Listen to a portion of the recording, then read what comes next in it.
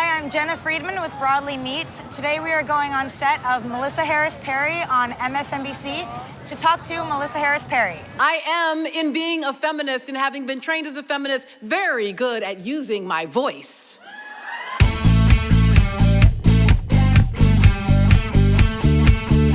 Melissa Harris Perry is an author, professor, mother, public intellectual, radical feminist, and general all-around badass.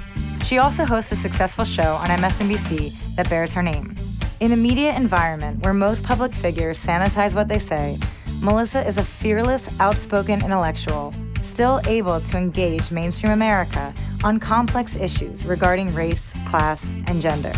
Talk to me about what this symbol means for activists like you, for Bree and others who clearly are doing work about policy, but also seem to still care about this. Are you sure you want to have that fight? We got a chance to sit down with Melissa, talk to her, and bask in her wisdom. Today we are talking to accessible radical, tenured radical feminist. Tenured radical. Tenured radical is actually like a negative term, right? No, I'm down. Okay, Radicalism. I'll do it one more time. So first question, can you explain how you ended up as a host on your own show on MSNBC? Yeah, so I'm not quite sure. I was in my academic world doing my research on African-American politics, and suddenly that research became relevant in a public sphere because suddenly the work that I was doing became part of our national discourse when State Senator Obama became Senator Obama, and then Senator Obama ran for the U.S. presidency. And just kind of along with him, I started doing more commentary, and the next thing beyond that was my own show. I wanted to have a voice, but I always figured that voice would be either in writing or teaching. I didn't expect it to be in broadcast. So what's the hardest part about being a public intellectual? You know, I think the world generally presumes that smart people are tall white men, and I'm a, little short, plump black girl. I speak with a speech impediment, and so some people think I shouldn't be on TV. So at every point I'm trying to not prove that I'm smart, but just host a conversation, but that conversation is framed within this idea that I'm the smart girl at the table. So anything you do that's not smart is pretty easily defined as a space to then wipe out everything else that you may have said. Yeah. I have a little bit of a speech. My mom was always like, you're never gonna make it because you have a sibilant S.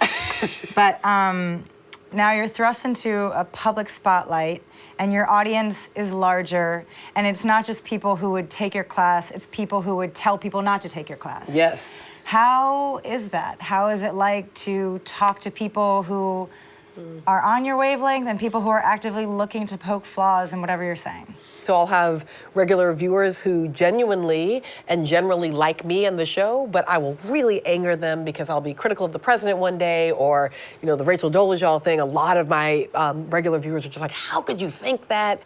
But is it possible that she might actually be black? Can it be that one would be cis black and trans black? That there is actually a different category of blackness that is about the achievement of blackness despite one's parentage. Do you think that the current political climate makes it harder to have open, honest discussions about issues? I was an early Twitter adopter, and I really had to stop because I found the @replies to be so triggering and awful and painful that I just had to opt out of a space that I really enjoyed.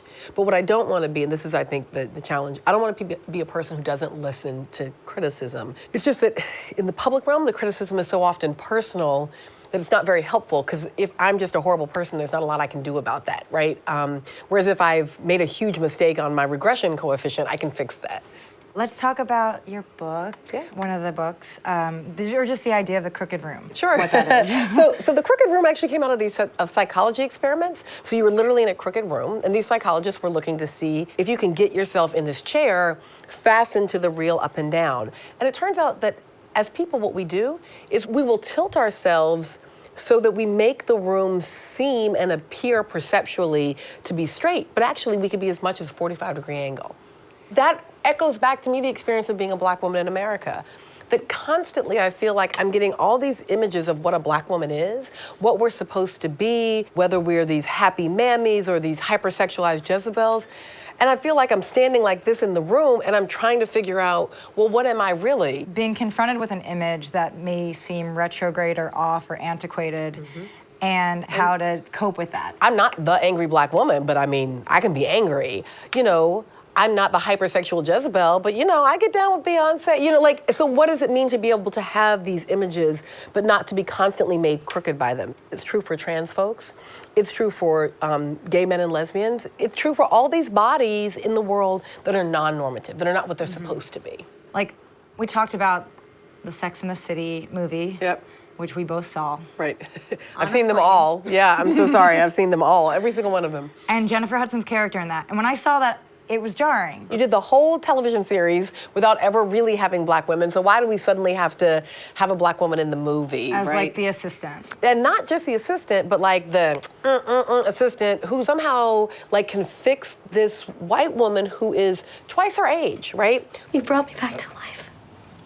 And you gave me Louise Vuitton.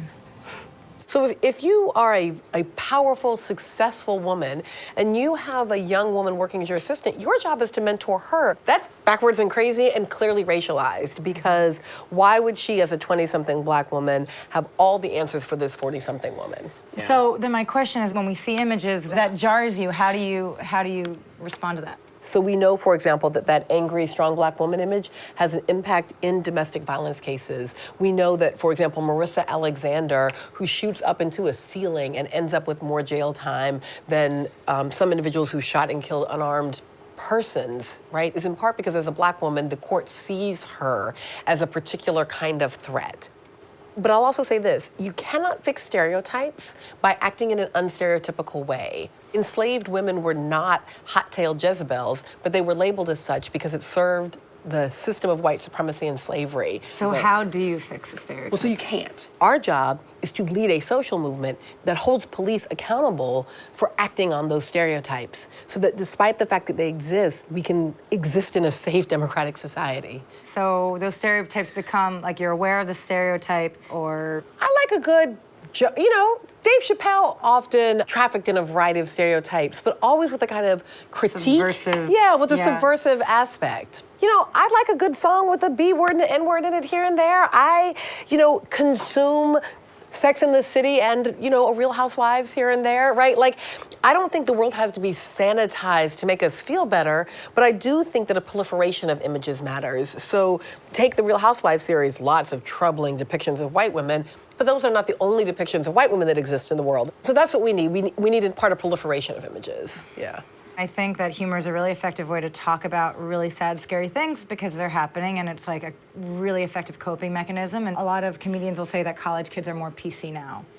Do you think their thought process is different? The main thing I think that makes them different is they used to get my jokes because I used to be much closer in age. I guess I was 25 when I started teaching, and many of my students were 20, so I would make cultural references. I would talk about hip hop music, and we were all in the same vibe.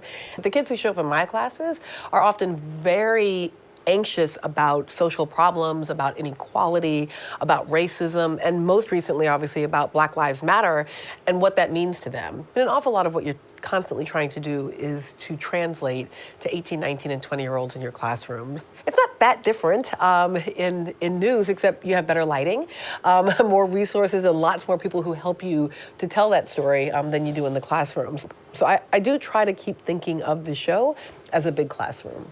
Even this idea of everybody wants to be black till the police officers show up is a presumption about the physical identification of blackness that can occur in a casual interaction. And what do you think we should be doing to ensure that we live in a more just world?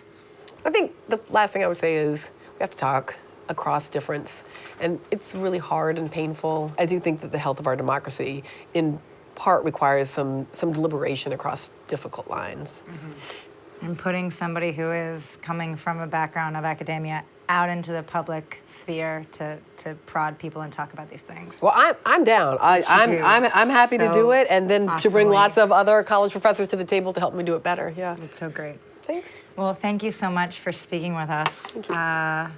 This has been Melissa Harris Perry. But not on the weekend on MSNBC. Yeah, but not on Melissa Harris Perry on MSNBC.